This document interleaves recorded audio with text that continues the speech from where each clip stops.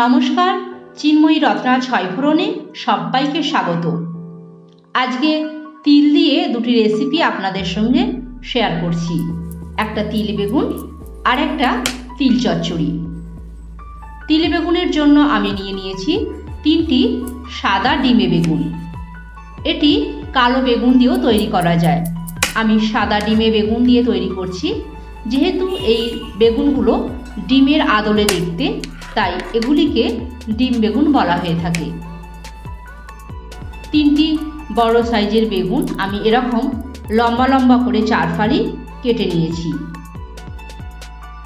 ভালোভাবে জল দিয়ে এটাকে ধুয়ে নিলাম।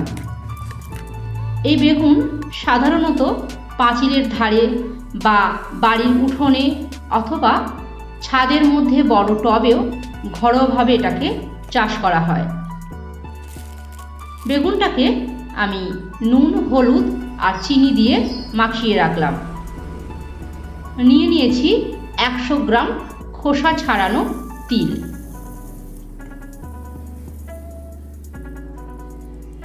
তিলটাকে আমি মিক্সিতে বেটে নিচ্ছি। আপনারা চাইলে এটাকে শিলনোড়াতেও বেটে নিতে পারেন। 5টা কাঁচা লঙ্কা দিয়ে দিলাম। ঝালটা আপনাদের মতো করে নেবেন। এই তিল বেগুনে একটু ঝালঝালি বেশি ভালো লাগে। আমার তিলটা বাটা হয়ে গেল, ঠিক এই রকম হয়েছে। তিলটা বাটা হয়ে গেল। এইবারে আমি পরের স্টেপে চলে যাচ্ছি। ফ্রাইং প্যানে দিয়ে দিলাম 2 চামচ সাদা তেল। এই বেগুন ভাজতে কিন্তু খুব বেশি তেল লাগে না। কালো বেগুনে যতটা তেল লাগে, সাদা বেগুনের তুলনামূলক কম লাগে।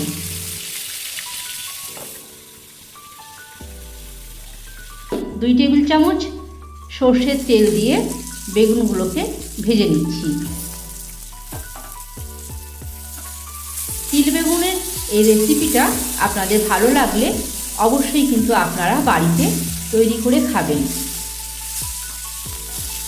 যারা আলুটা অ্যাভয়েড করেন বা আলু খেতে পছন্দ করেন না, তারাও কিন্তু এই রেসিপিটা ট্রাই করতে পারেন। এই বেগুন ভাজা দিয়েও রুটি বা ভাত খেতেও কিন্তু খুব ভালো লাগে।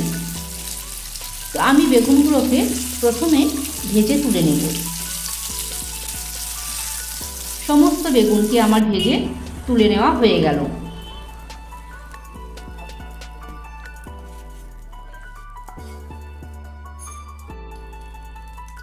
ফ্রাইং প্যানে দিয়ে দিলাম আরও 2 টেবিল চামচ সর্ষের তেল। প্রথমে তেলের মধ্যে আমি 2 চামচ রসুনকে, এতে গোটা 15 রসুন আছে, ভেজে নিলাম। রসুন ভাজা হয়ে গেলে তারপরে আমি 3টে বড় সাইজের পেঁয়াজকে এভাবে লম্বা লম্বা করে কেটে নিয়ে দিয়ে দিলাম। পেঁয়াজের মধ্যে অল্প একটু নুন দিয়ে দিলাম। নুন দিলে খুব তাড়াতাড়ি নরম হয়ে যায় আর ভাজাও হয়ে যায়। নুনটা কিন্তু বেশ আমি কয়েকবার দফায় দফায় দিয়েছি। প্রথমে বেগুনে মাখিয়েছি, তারপরে আমি পেঁয়াজের মধ্যে দিয়ে দিলাম 1 চামচ আদা বাটা। তাই নুনটা আপনারা একটু দেখে নেবেন। এবারে সমস্ত তিল বাটা দিয়ে দিলাম। এখানে আমার 100 গ্রাম তিল আছে। তিলটা পেঁয়াজটা ভালোভাবে এটাকে কষিয়ে নিতে হবে। এটাকে 2 বার কষাতে হবে। দিয়ে দিলাম 5-6টা কাঁচা লঙ্কা। এটাকে আমি চিড়ে দিইনি, স্মেল হবার জন্য দিয়েছি। দিয়ে দিলাম আর একটু নুন। প্রথমেই বলেছি নুনটা আপনারা একটু খেয়াল করে দেবেন। আমার বিভিন্ন দফায় দফায় নুনটা দেওয়া হয়েছে। দিয়ে দিলাম 1/4 চামচ লঙ্কার গুঁড়ো, হলুদ গুঁড়ো আর 1/2 চামচ চিনি। তিলে একটু আঁতির ভাব থাকে, আঁতির ভাব কাটাবার জন্য অল্প একটু চিনি দিলে ভালো হয়। এবারে যে বাটিটায় তিলটা বেটেছিলাম সেটা ধুয়ে দিয়ে দিলাম। আর দিয়ে দিলাম আর একটু সর্ষের তেল। 2 টেবিল চামচ সর্ষের তেল দিয়ে দিলাম। 1 মুঠো ধনে পাতা ছড়িয়ে দিলাম। এই তিল বেগুন ভাত দিয়ে বা রুটি দিয়ে খেতে কিন্তু অসাধারণ লাগে। যারা আলুটা অ্যাভয়েড করেন তারা কিন্তু এই রেসিপিটা খেয়ে দেখতে পারেন। খুব সুন্দর একটা রেসিপি, অপূর্ব এর স্বাদ। কিছুটা আমি কষিয়ে নিয়ে এরকম বেগুন দেওয়ার আগে বাটিতে তুলে নিলাম। যারা বেগুন খান না তারাও কিন্তু এইভাবে শুধু তিল চচ্চড়ি শুকনো ভাতে খেয়ে দেখতে পারেন। এবারে আমি গরম জল দিয়ে দিলাম।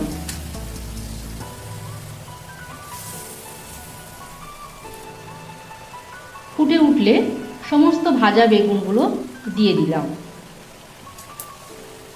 মিনিট 5-7-এর মধ্যে ফুটে গেলেই এটা নামিয়ে নেব। তাহলে তৈরি হয়ে গেল গরম গরম তিল বেগুনের একটা সুন্দর পদ, যেটা ভাত দিয়ে বা রুটি দিয়ে খেতে অসম্ভব ভালো লাগে।